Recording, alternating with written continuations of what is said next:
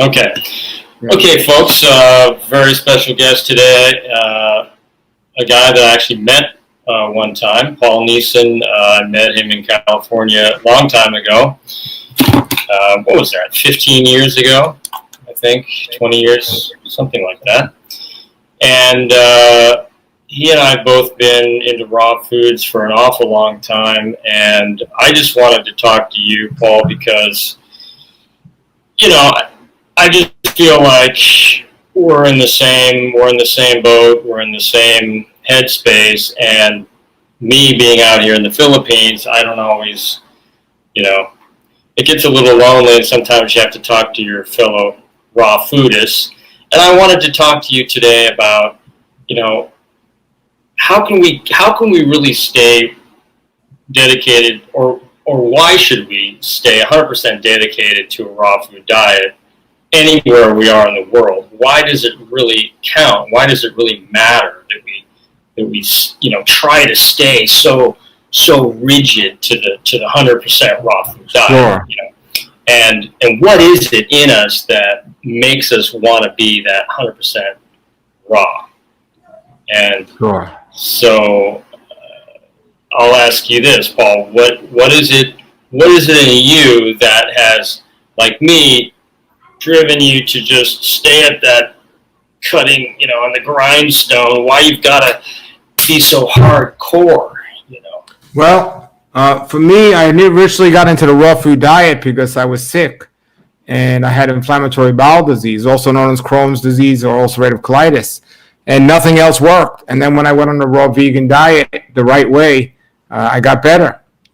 And so I know it works. And for 12 or 13, maybe 14 years of being 100% raw vegan and not having any issues with my illness, I decided to maybe experiment with some cooked food again, and I got sick again. So it was just another reminder that I have to stay raw. For me personally, I don't want to be sick. That's one level. When I did start eating cooked food again, I just didn't have the same energy that I have on a raw food diet. So that's another level. And, as I'm dedicated my life to helping people that are sick, and most sicknesses are diet related, and I just want them to make the appropriate changes. A person doesn't need to be 100% raw to be healthy. But if they want to be the healthiest they can be, they got to eat the best they can be. And a good part of the diet should be raw vegan. Now, the problem with eating just a little cooked food is you never get rid of the cravings if you do that. So I actually find it's easier to be all raw than to be eat a little cooked. On the other side of that, though, you have to make sure where you're going that the raw food is going to be available. So when I traveled the world several times back in the day, and even now traveling over the U.S. and everywhere else, I always did my best to make sure I knew where I was going and what I was getting myself into to make sure the food was available. There might have been times for a couple of days where nothing was available, but I knew it was just a few days. But I never put myself in a situation or went somewhere where I knew there wasn't going to be some decent food available for more than a few days. So it's easy for me to do it. Now, if somebody's not going to prepare as well as I did to know where I was going, maybe eating a little cooked food might be make it easier for them to be where they're at. But again, then you got to deal with the cravings. So it's one side or the other. But what motivates me is I want to be healthy. I feel amazing, and my best friend is 91 years old. He's been eating a raw food diet over 60 years. Dr. Fred Bishy in New York City. Yeah, and right. Me and him talk all the time. And when I'm 91 years old, I want to be like him in health-wise. He's in amazing shape. I actually want to be better. I want to strive for the best. But it's possible. It's possible. Is there any part of it for you that is, a little bit of sort of vanity? I mean, let's just say, for me it is, I have to admit. Because, I feel that if I eat cooked food, I can start to see that I'm getting this like looseness in the neck, this turkey neck. It's not my main reason that I'm raw. First of all, my main reason is is this incredible connection that I have, to God and to the universe. I mean, that was probably, and the energy that starts to pour into you on the raw food diet, that it's just not there when you eat cooked food. So for me, it's the energy, and it's the connection, and it's the clarity, and what else? But yes, I agree. If you go somewhere like I did, all I really need is just some good quality nuts and seeds. I think I can, handle the rest. I've got mung beans that I can sprout, and but as far as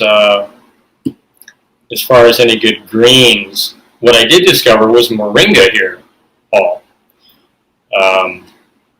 Moringa. Did you know that moringa actually is like so high in protein? Oh yeah, I know all about moringa. I have a tree. Yeah, I think you did a video on moringa. Yeah, I did several. So, anyhow, so now what about? I've done a lot of experiments over the years with small bits of animal foods, like you did.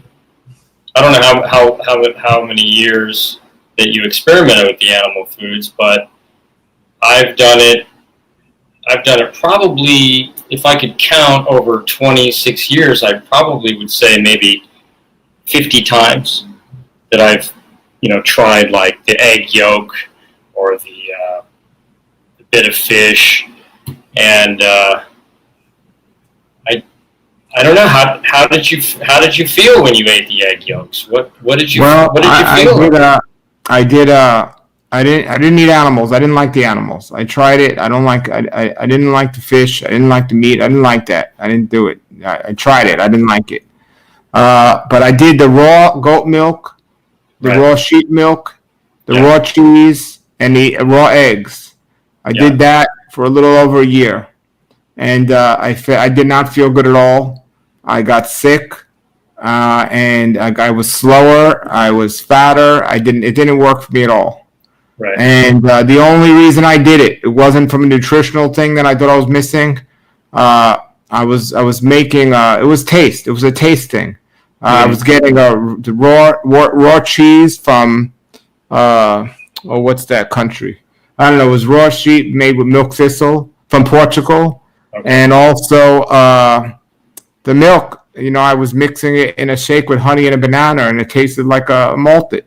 Yeah. It was the only reason I did it was the taste, and it didn't benefit me at all. As a matter of fact, it got me sick. And I'm not upset I did it because it helped me appreciate my diet even more. But it wasn't good for me at all. And now I know people that do raw eggs and raw cheese and raw milk, and they do great. But that's because they're coming off the standard American diet, and it is an improvement from that. But by no means can people like yourself and me be eating a raw vegan diet for 10, 15 years at the time and then try to eat that. It's a step backwards, a big step backwards. I think it is, yeah. And I was listening to, I don't know if you remember this guy in Australia. His name was John Felder. Yeah, I know him. I interviewed him. He was telling me that I should have, one egg, or that the human body needs just a little bit of animal protein to get those unknown factors. And I think Stanley Bass sort of feels the same way on that, I think, because his human diet, optimal human diet, includes a little bit of, animal food or bee pollen, right? I don't know if he's still on that belief system, Stanley Bass, but well, I never was on his belief system. If he's on that same. Well, he passed away not too long ago, and he had contacted me. I interviewed him when he was 91 years old, and he contacted me when he was 101 recently, and I got to speak to him. And then a little short while after that, he finally passed away. But yes. Last time I talked to him, because I used to talk to him, he would never try to charge me on the phone, but the last time he says, he says the universe is raw. That's what he said. And he says, I'm going to have to start charging you. And that was the last time we talked. How long ago was that? I was in Thailand. That was probably like 2016 or something like that. Okay. And he had always told me, he says, look, just because I'd call him up and I'd talk to him about raw and stuff, and he said, just eat a little bit of animal food. You got to have that B12. And then I would talk to him and I said, Stanley, I ate some little bit of fish over the years, and he says, yeah, well, that probably kept you alive.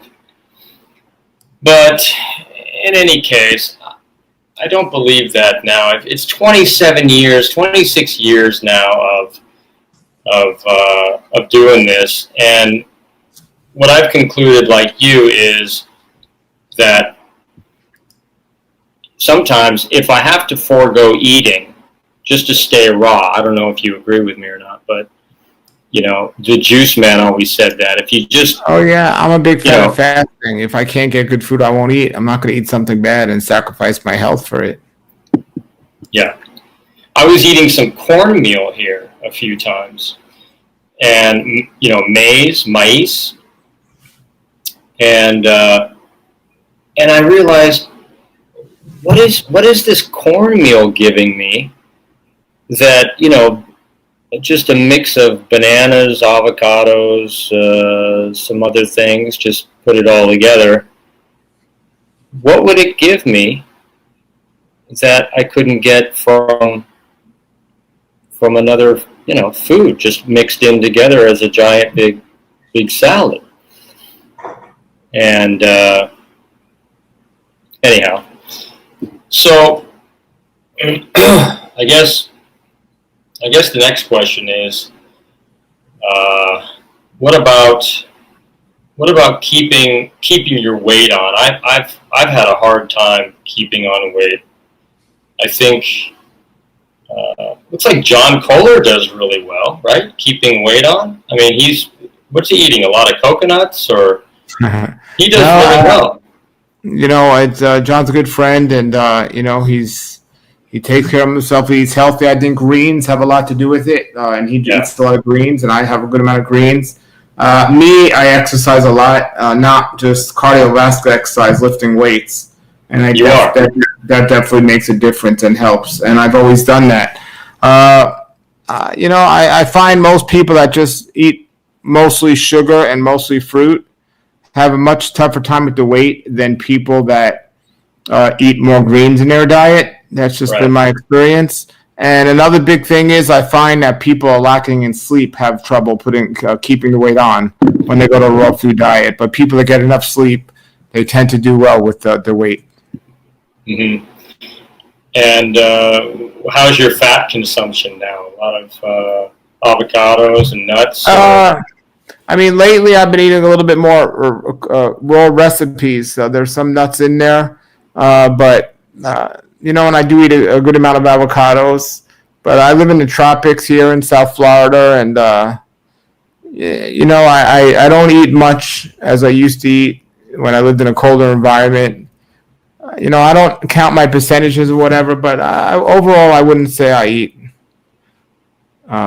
much of anything, fat or sugar. But I eat a good amount, though. But I'm very busy. I keep busy, active. But yeah, I eat a good amount of avocados. I love a good avocado. Mm-hmm. Yeah. So what else?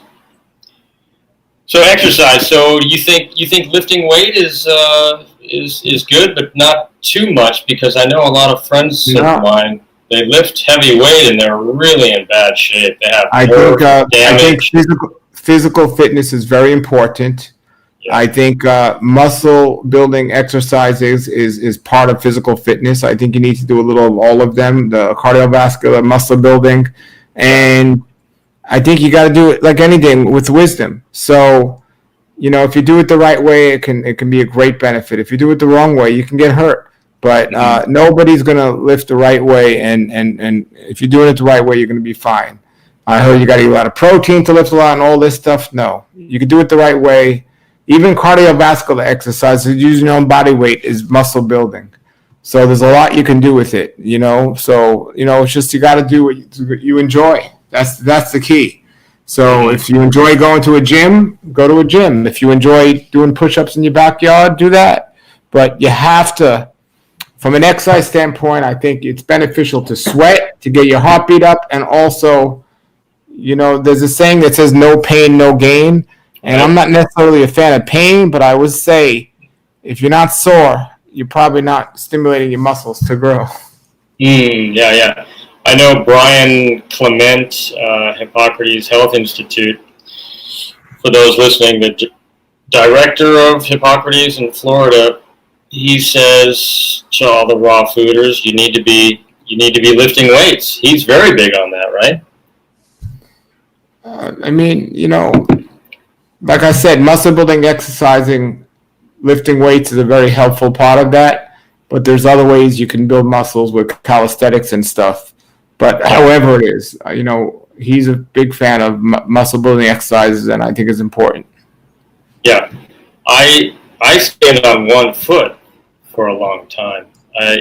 My gosh, if you've never tried that, Paul, you got to try that, because standing on one foot, it strengthens you from your foot all the way up to all the way up to the top, and it strengthens the legs in such a way that the spine is so happy. Whereas the difference sometimes if I lift weights, I feel like I've just collapsed my spine sometimes, because I usually do the weights crouching and then all the way up and to the top, and then I come all the way down and crouch and then go all the way back up. I don't try to just isolate different muscle groups, because I don't think that's not real helpful, isolating all these different muscle groups. I prefer just to do all in one motion. If it's not one motion, for me it doesn't feel right. But standing on one foot, you would not even believe the results that you get with your posture, with your breathing, with your mind. It's incredible. It's called Yichuan, Yichuan. It was part of the Tai Chi, Qigong thing that came out thousands of years ago. But and then the other part of that is crouching. The pistols, when you stand on the one foot and then you crouch all the way down like in the Karate Kid, and then you come back up. And absolutely fantastic. And that's a serious bodybuilding exercise that you can do in your house. Just put a timer on, you stand on one foot, and your legs, your upper body starts to get huge just from standing. So who would know that? But so anyway, I wanted to ask Paul,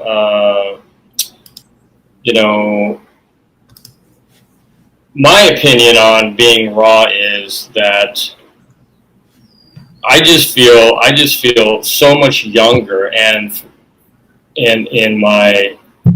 I feel ageless. When I'm 100% raw, I feel ageless. Do you feel that way, Paul? But if you eat cooked food, it's like the clock starts to tick. It's just this weird thing. I definitely feel younger on a raw food diet for sure. Yeah. Now, do you know Anita Larkins there? Are you friendly with her? Larkin. Yeah, Annette? I haven't spoken in a while, but yeah, I know her. Yeah.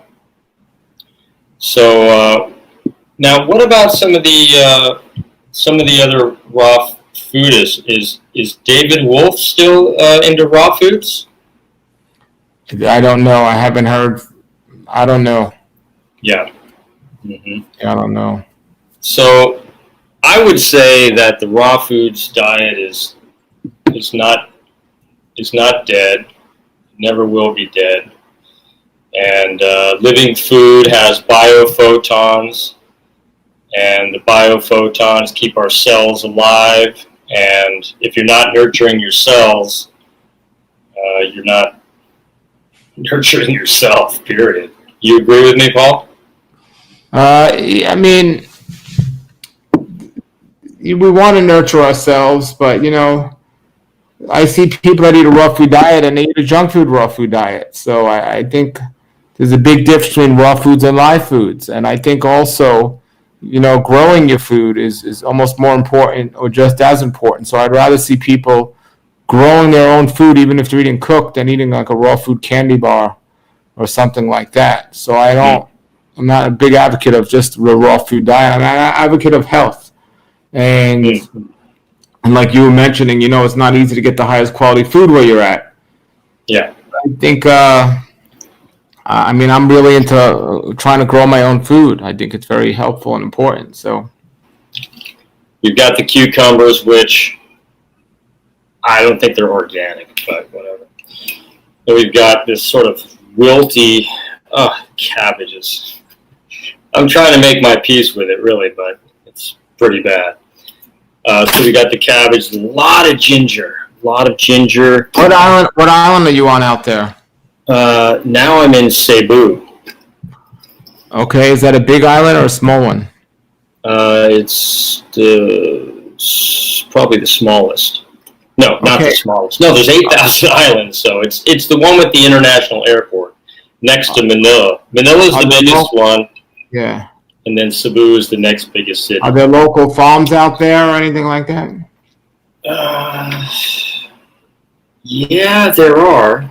There were on the other island. You'd get more backyard, organic type stuff. But here now near the city, we don't know. We have no idea. They don't tell us if it's organic or not. But yeah. So yeah. If I was you, I'd try to explore out and see where I could find out there. It's not like any other place where you see a sign for organic, like Glacier No, it Farm. doesn't matter. I would try to meet the locals and see who's growing stuff in the backyard and maybe offer a trade or something. Yeah. We just got here, so the other island was kind of no problem, but still, greens. What I figured out to do, Paul, was to take the moringa, the fresh moringa, which is like 3 cents, for a giant bunch of moringa, and then I deep leaf it into the blender with a bunch of water. I'd blend all that up, and then I'd strain it, and then I would add this calamansi, these little tiny lemons, and just drink that fresh, And then I had the powder. I had the moringa powder for a while, and I was doing the frozen banana smoothies. A lot of coconut water, but I just missed the salads. Just missed eating a good salad. But anyhow, so but I really got to have nuts, and here you basically all you can get is peanuts, salted peanuts, salted cashews, cooked salted cashews in the package. I'm talking about like the store, 7-Eleven, whatever. But if you order it, sure. If you order it from Lazada or... Can you order it in the mail? I think so. I'm not sure if it's going to be Chinese, Okay, well, you're in the situation you're in. I'd find a way just to make it work. Yeah. You can make it work wherever you go, Yeah. So but I appreciate what you're doing, and I'm not traveling much these days, but I would love to get out there one day. It'll be fine. Yeah. I trust God, so God's going to take care of us. Yeah, me too. Yeah. All right, thanks for the positivity. Yeah. Well, get some good sleep, man, and hang in there and keep in touch, okay? Okay, Paul. Thanks, huh? We could do it again sometime if you want, but I gotta go now. All right, you got it. Let's do it. Thanks, Paul. Talking to you. Thank you. You too. Paul Nison. Thank you. Thank you. Bye.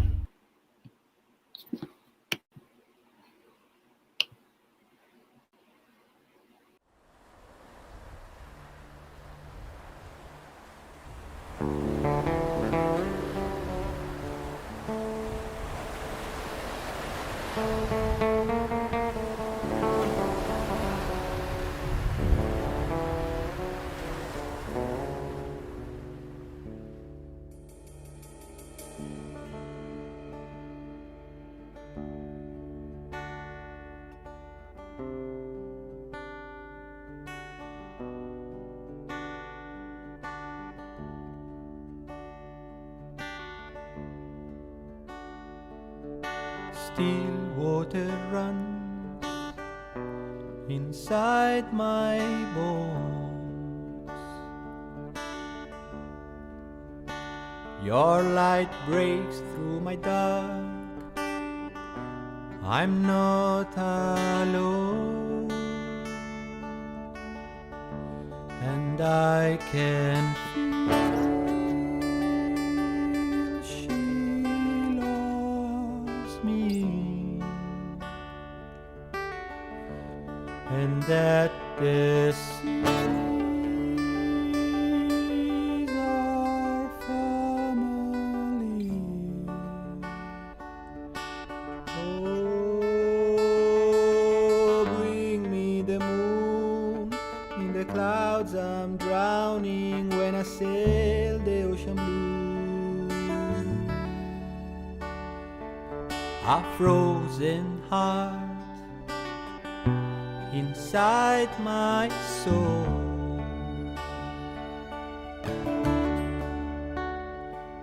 and a ray of the sun, now a warm north pole, and I can hear voices sing on the islands, shells unreal.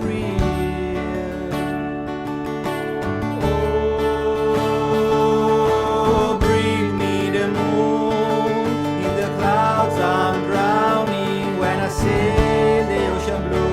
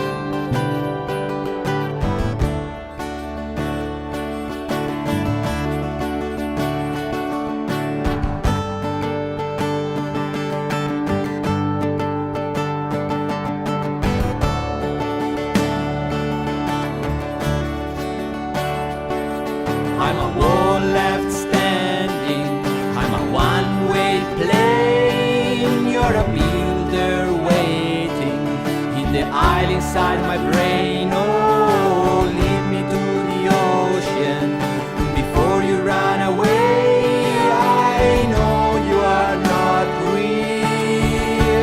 You must have